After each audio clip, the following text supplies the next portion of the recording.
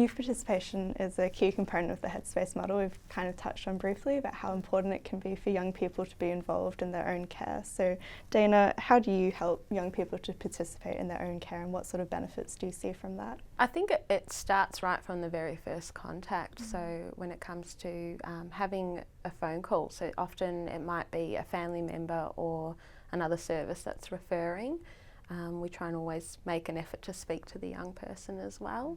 And talk about how they want that first session to go, or what might be easier for them as well.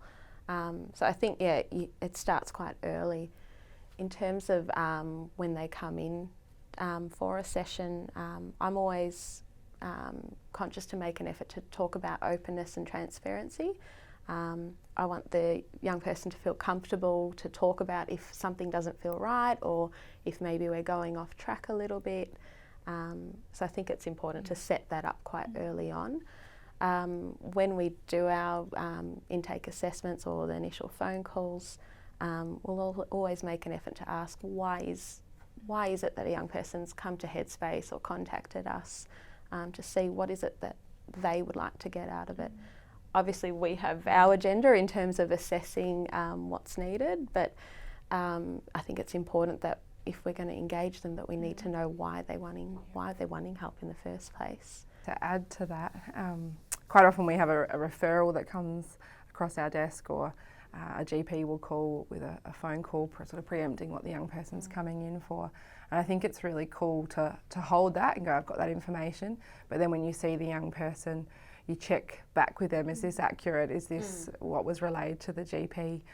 Or is this what was relayed to your mum? Is this actually what you're here to talk about today? And just constantly touching base with them around, have we got the priorities and your needs met?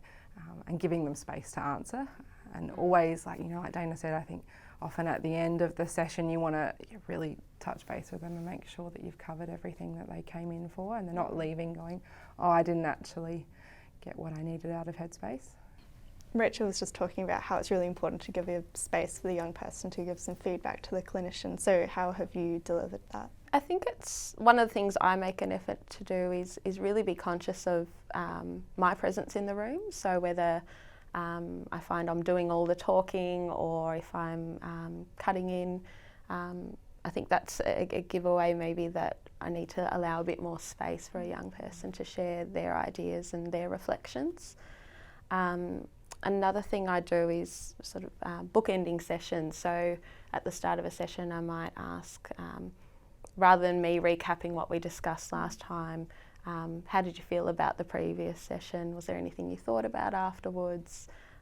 Anything that you'd like to cover more today?